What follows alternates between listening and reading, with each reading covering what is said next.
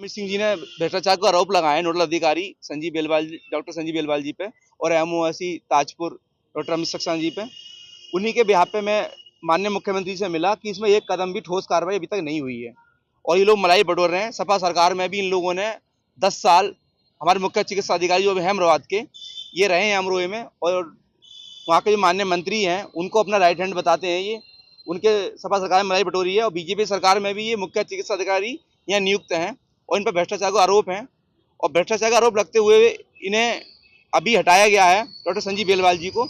उसके उपरांत भी ये जाकर छापामारी कर रहे हैं, ये जांच प्रभावित कर रहे हैं। और दूसरी चीज, 10 से 12 साल से संजीव बेलवाल जी एक ही पद पर यहाँ तैनात हैं और इनके ट्रांसफर के नोटिस आए थे सन 2024 में और ये आकाश पाल जी जिला अध्यक्ष हैं हमारे, उन्होंने हटाया था इनको भ्रष्टाचार में लिप्त होने के कारण। लेकिन मोटी रकम देके ये फिर कहीं ना कहीं यहाँ सेटल हो गए और भ्रष्टाचार की पराकाष्ठा लिख दी। माननीय योगी आदित्यनाथ जी की, हमारी मुख्यमंत्री जी की जीरो टॉलरेंस नीति है, उस नीति की धज्जियां उड़ाई जा रही हैं और खुलेआम धज्जियां उड़ाई जा रही हैं। ये किसके द्वारा? मुख्य चिकित्सा अधिकारी डॉक्टर कुलदीप जी के द्वारा और नोडल अधिकारी संजीव बेलवाल जी के द्वारा। सर, एक लक्ष्मण नाम का व्यक्ति जो खुद को डॉक्टर बताता है और स्वास्थ्य विभाग पर आरोप लगा रहा है कि जो लगातार हॉस्पिटल सील होते हैं उसके बाद उनके हॉस्पिटल खोल दिए जाते हैं पैसे लेकर और आय से अधिक संपत्ति का भी आरोप लगाया है। क्या पूरा मामला है?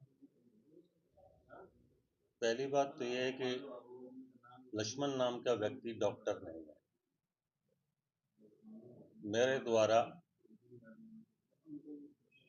मेरे विभाग के एक उप मुख्य चिकित्सा अधिकारी तथा 2 चिकित्सा अधिकारी के द्वारा वर्ष 2024 में सितंबर माह में आखिरी सप्ताह में इनके अस्पताल पे हुई एक महिला की मृत्यु के उपरांत निरीक्षण कराया गया था, जिसमें इनके खिलाफ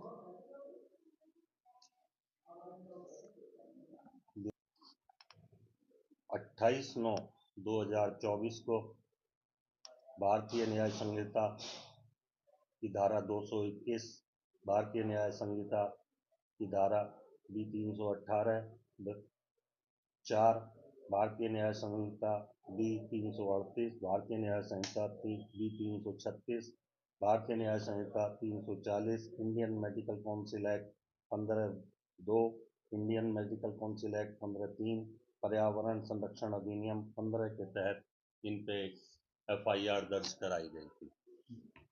एफआईआर दर्ज भी मैंने तब कराई थी कि जब मैंने वहाँ के इंस्पेक्शन के बाद में कि जिन महिला चिकित्सक के नाम डॉक्टर शिल्पा भानुदास मुरकटे के नाम पे इनके हॉस्पिटल का जो ये संचालक थे और वो वहाँ काम करने वाली स्त्री रोग विशेषज्ञ थी, लेकिन वो मेरे द्वारा फ़ोन करने पे 3 दिन तक यहाँ नहीं आई और पता चला कि वो मुरादाबाद में रही नहीं रही थी उस समय।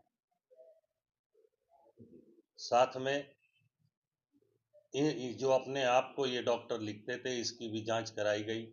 इन्होंने एक कागज़ प्रस्तुत किया था, वो कागज़ भी इन्होंने प्रस्तुत नहीं किया था। मेरे द्वारा कॉस्मोस हॉस्पिटल से ये जानकारी ली गई कि सन 2013 तक ये 13 से 20 तक ये वहाँ पर एक नर्सिंग असिस्टेंट अटेंडेंट के रूप में काम करते थे।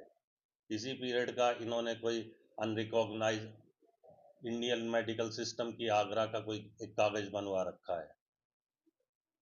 मेरे लिए इसलिए बहुत ज़रूरी था और मैंने इनके खिलाफ एफआईआर कराई।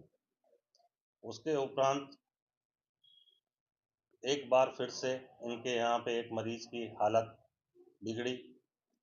जून महीने की बात है, हाँ, मई जून 2025 की बात है। और उन्होंने उसको, जब वो डाइंग कंडीशन में थी, यूनिक हॉस्पिटल में ले जाके भर्ती कर दिया। उसके बाद ये मुझे जानकारी सोशल मीडिया पे उपलब्ध वीडियो के द्वारा हुई, जिसमें कि उस हॉस्पिटल से निकल के जाते हुए नजर आए और साथ में उसके परिजन इनसे काफ़ी बहस कर रहे थे कि तू इधर मरतबा छोड़ के केस बिगाड़ के क्यों यहाँ से जा रहा है। उसमें भी मेरे जांच अधिकारी deputy CMO doctor Sanjeev Belwal के द्वारा इनको 3 बार नोटिस इशू किया गया, लेकिन इन्होंने आने की कोई जरूरत नहीं समझी और इनको दोषी सिद्ध करते हुए थाना मंझोला को इसकी सूचना दे दी। नोटिस भी पूरी, हाँ।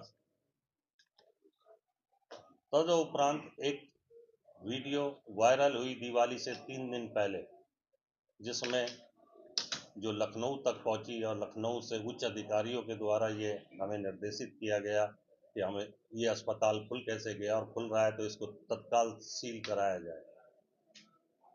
मेरे यहाँ से एक टीम का गठन किया गया। वहाँ पर उस समय लक्ष्मण नाम के व्यक्ति नहीं मिले। 7 दिन की सीसीटीवी फुटेज की डीवीआर पूरी टीम ले आई, वहाँ से सारे अभिलेख लेके आई, उसका गहन अध्ययन किया गया, उसको देखा गया। 7 दिन कोई वहाँ पर डॉक्टर नहीं आया था, कोई एनेस्थेटिस्ट नहीं आया था और 7 वहाँ पर ऑपरेशन के मरीज भर्ती थे। इसके बाद उन्हें एफआईआर को दिया गया और जिसके क्रम में